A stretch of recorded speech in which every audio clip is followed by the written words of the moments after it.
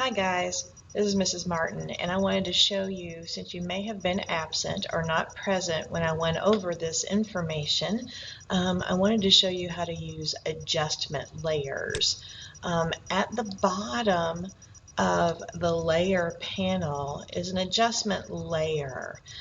It's something that's going to go above a certain layer of your choosing. It's a different location than where they've taken us before for adjustments. They've been taking us here.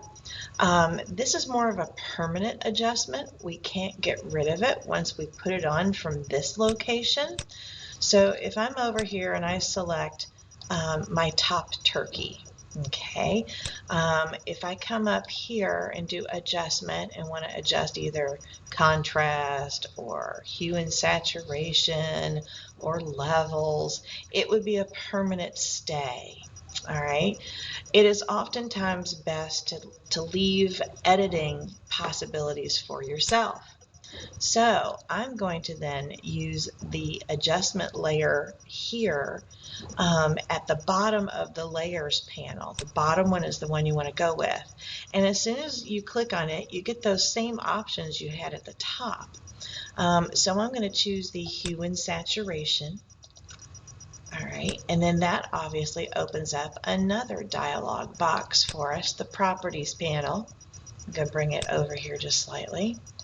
All right, so in the properties panel then, I'm going to work with changing the color or the property of that particular turkey, this one right here. All right, now I'm going to choose colorize. By choosing colorize, he turns sort of all one flavor. And right now that flavor or color is a red because that's where the hue stopper is. All right. What if I want to make him like an orange color? Well, and he's not very orange right now. Why? Because my saturation of the color is really low. It's down here almost in the black and white phase.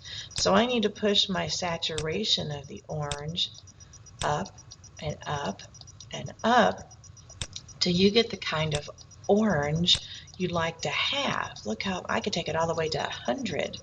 All right, and I have a lot more orangey saturation than we did when we first started. By default, it opens up low and it allows you to change the saturation of your object that was selected. All right, that being said, we have one more little slider down here that you have as an option. I don't always use it. It depends on what you need, but you could always darken, almost putting a shade on your object, or you can lighten it and brighten it to the point of almost being transparent and turning white. So you have some brightness and some darkness kind of opportunities within here. I think I'm going to brighten my turkey just a little bit, okay? And as soon as we do that, we'll come back over here to layers. And let me pull down my layers panel here so we see all of them. And see, this says the top turkey. That's this guy here. And look how it's going right on top of him. Awesome. Now, a layer adjustment affects the layers that are below the object. Right now, my background isn't turned on. So the only layer that this is affecting is the top turkey layer, this guy. But if I moved this up higher, look how many turkeys it's affecting now. It's affecting all of these turkeys. So anything underneath an adjustment layer is always going to have some effect. Now, I don't want it to be on all of them. I just want it to be on the top turkey one. Okay, or let's say I really want it to be on this turkey. All right, that means I need to move this above that turkey, this one right here that I really want to work with, but I don't want it on these other ones. They're underneath, so they're going to get affected unless we stick this layer and merge it with the layer that I want it to be on. So I want to stick this adjustment layer to this turkey only so that the other ones aren't affected. Sounds fine? All right, so I'm going to make sure that I click on my adjustment layer. I hold down Shift, because remember we hold Shift to add to selections. And now I'm going to right click my mouse and I'm going to say merge the layers, and it's going to merge those two layers together to be as one. So that way the adjustment layer goes away and it permanently will stick to my one turkey. Watch this. Merge layer, kaboom. All right, now it's just happening to this turkey, but it's not happening to any of the others down below. With me so far? All right, what if I come up here to left turkey? Okay, and say over here on this left turkey, I want to do something with my properties here. I want to come into my adjustment and I want to do a, let's see, we'll do a brightness contrast change on him. Okay, I'm going to brighten him significantly and I'm going to contrast him. Let's see if we can do a little contrast. All right, now I'm going to come back over here and it's kind of affecting all of them. They all kind of, look how they all kind of brightened, except for these two. Those two must be up here. Look at that.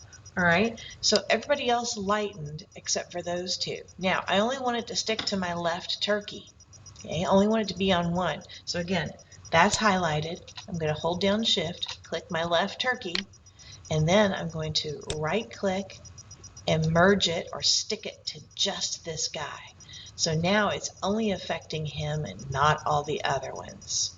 All right, now say I want to go back and I want to, let's see, let's fix the overall picture here.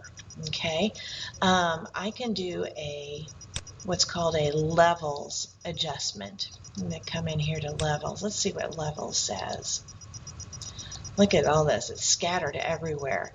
It says we have a few darks, we got some random lights, we got some grays. I'm going to pull some of the darks in a little bit more. Now look at what happens when I pull them in a whole bunch. Everything gets really, really, really, really, really dark. I'm just going to pull it into the beginning of the spiking on the actual graph. This means I'm pulling black in, all right, and getting it started where there was none started over here. This has some brightness already. I might pull it in just a little bit to that first one, and we have this really nice kind of contrast. Now, remember the other day we talked about gamma. It was our word of the day, meaning it is adjustment of grays. So I could play with brightening the picture, lessening my grays, or if I feel I want to add some more mid-tone grays, I could go a little bit richer with mid-tone grays. Depends on how much you want the picture to change and what you want it to look like. All right, I'm going to brighten mine up a little bit to the left, just a smidge. All right, so I lessened some of my grays. All right, now I'm going to come back over here, and where I did it, it seems to be only affecting some of the objects and not all of them. So if I want it to affect everybody, I really need to take it to the top. All right, this affects everybody, and it allows me to go back and to edit. So if I double click here, whoops, I didn't mean to do that. If I double click here, it takes me back to my histogram, my levels, where if I feel like I want to adjust it again, I can adjust it. All right, I can tweak it, and then I can come back here and go, great. I could also do that with hue and saturation. If I wanted to affect everything below, or if I wanted to like change all the oranges to a different color or something, or play with some different flavors, remember I can come here individually and look at some reds in the picture. I'm going to play with some of the reds here. What if I desaturated the red ink that's happening in the pictures? Look at that, that's kind of crazy. This guy is still all orange because we did a colorize on him, but everybody else, all the red in the picture dropped out. Isn't that crazy?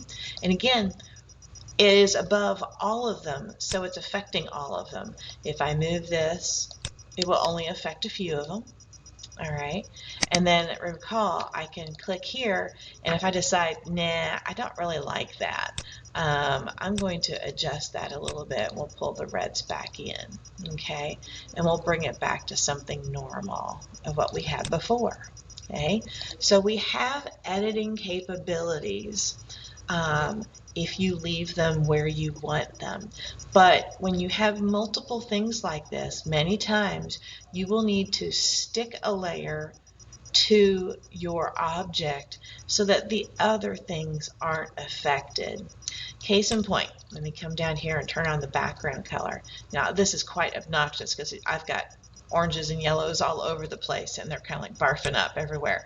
So I want to turn this picture into a black and white photo. So I'm going to go back to hue and saturation. And remember, saturation means color, the absorption of color. And if I take this all the way down, all right, I am sucking out all the color all over the place and kind of making a black and white image. All right, now look where that landed. It landed all the way up here. So I don't want that to affect up there. I just want it to be above my background layer. I don't have to stick it to it because it's only affecting this layer. Okay, now when you take the saturation of color out of a photograph, it tends to be very gray and blah. It doesn't have much contrast. So that means I'll need to do something different. I'm going to come back here again and I'm going to go to levels. All right, see how there's hardly any darks in the picture whatsoever? We've lost contrast. Look how much gray is in the picture. And then yes, we have some of those nice bright little highlights that are happening, but there's hardly any dark. So I really need to bring some darkness back. I need to bring in a little bit of brightness, maybe kind of lessen a little bit of the gray. I can bring in some of that, lessen some of this. And we start to have a little bit more of some lights, some mediums, and some darks that are happening in the picture. This gets really dark. This allows you to kind of have some play with the gamma. All right, again, both of those layers are above my background, so they are not affecting anything here. And because I have not stuck them to the background layer in a merge, I can still adjust them if I need to. So there is sort of your overview of the histogram, the levels changing, and with adjustment layers.